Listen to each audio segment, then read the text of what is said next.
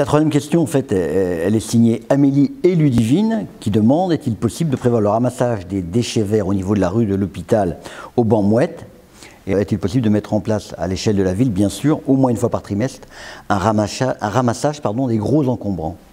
Alors, ça c'est une vraie question, parce que la question des déchets devient une question centrale.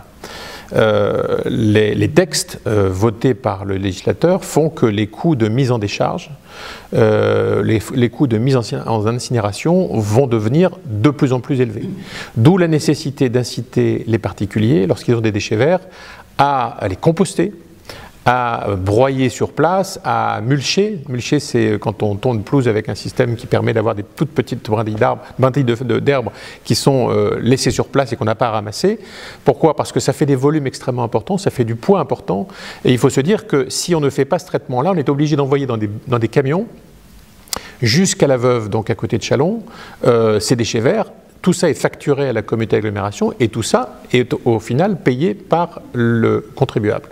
Donc si on veut briser ce cycle de l'inflation des coûts, il faut qu'on apprenne à composter tous nos déchets verts, à les broyer. Donc on est en train d'étudier la possibilité de mettre en place des systèmes de mise à disposition de broyeurs pour les habitants, pour que ce broyat, cette substance issue du broyage, puisse être utilisée pour faire du paillage, pour être utilisé dans les jardins, de manière à ce que le déchet vert reste sur place, serve à alimenter la nature et ne parte pas sur des camions à l'autre bout du département, ce qu'on paye extrêmement cher et ce qu'on paiera de plus en plus cher dans les années qui viennent.